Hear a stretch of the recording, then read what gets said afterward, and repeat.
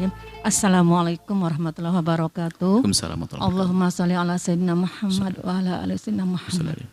Ustadz, Afwan, sebelumnya ana mendengar tadi kata-kata Ustadz, kalau kita menuntut ilmu, Allah akan kasih kita jalan kemudahan dan kebenaran. Itu ana buktikan hari ini, alhamdulillah tadi siang baru sampai dari Jakarta, esok kembali ke Jakarta. Ana pengen kesini hajat anak Ustadz, alhamdulillah bersama anak-anak bisa sampai di sini dengan izin Allah juga, alhamdulillah. Mungkin pertanyaan ana sedikit membahas nanti tentang tasawuf, karena lingkungan kerja ana itu mayoritas orang-orang awam. Jadi benar yang Ustadz katakan, terkadang makna tasawuf itu udah mengambil, udah a priori, artinya mindset mereka sudah menganggap pemahaman seperti yang tadi Ustadz sampaikan. Kiranya peran saya dengan kerendahan hati saya, apa yang harus saya sampaikan untuk kepada mereka, meminimalisir, artinya jangan sampai pemahaman itu masih tetap dilanjutkan, terutama hal-hal yang sifatnya negatif itu. Terima kasih Ustadz. Assalamualaikum warahmatullahi wabarakatuh. Waalaikumsalam warahmatullahi wabarakatuh. Kerinduan untuk membawa orang kepada kebaikan memang harus selalu ada pada setiap orang yang beriman. Akan tapi tidak boleh sampai di sini.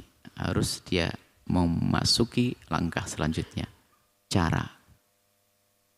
Kalau kita salah caranya juga tidak menghantarkan. Nah, tinggal kita ukur diri kita sendiri.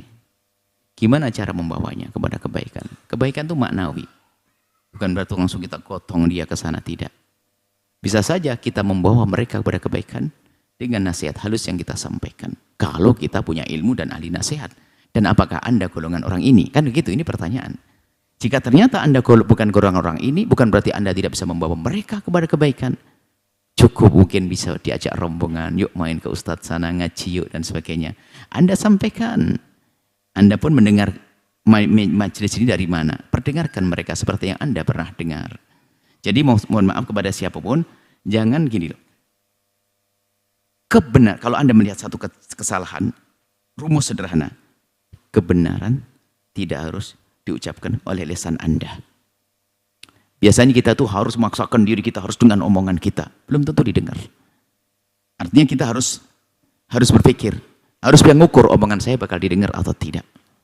Kalau omongan saya tidak didengar, bagaimana caranya? Sehingga mungkin omongan tidak didengar tapi dengan surat cinta dan sebagainya. Yang pertama.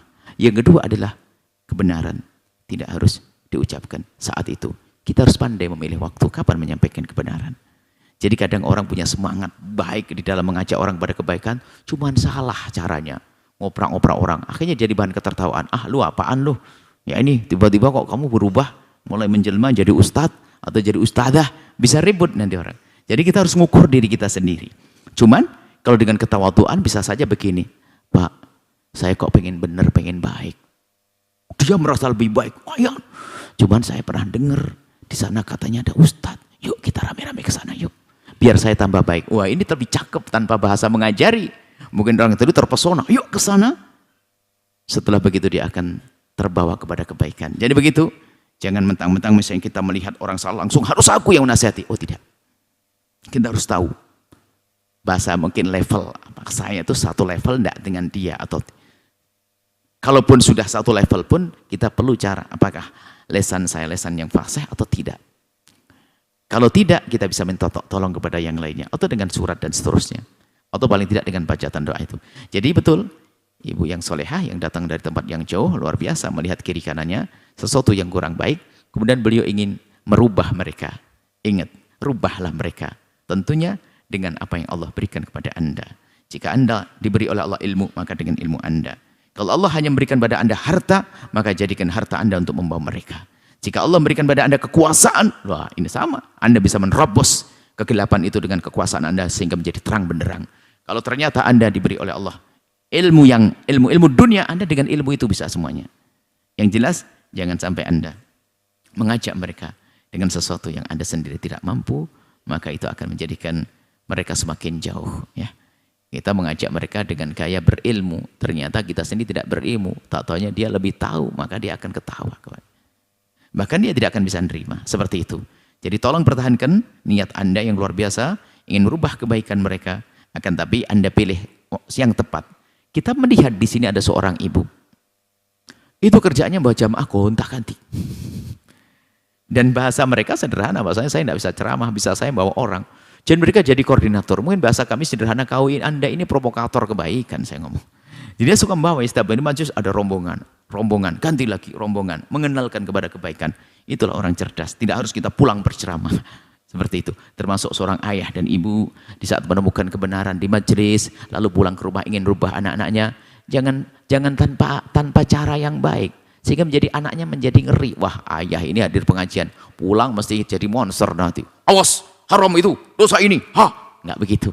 Akan tapi harus ada hikmah, cara yang indah. Sehingga bahasa atau pepatah yang sering Anda dengar, ambillah ikan tanpa harus keruh airnya. Buatlah kebaikan tanpa harus menghadirkan satu ketidakbaikan. Sederhana. Wallahu a'lam bishawab. Sahabat Al-Bahjah TV, setelah menyaksikan video ini, jangan lupa bersolawat kepada baginda Nabi Muhammad. Shollu ala Nabi Muhammad. Allahumma sholli alaihi wa ala alihi wa sahbihi.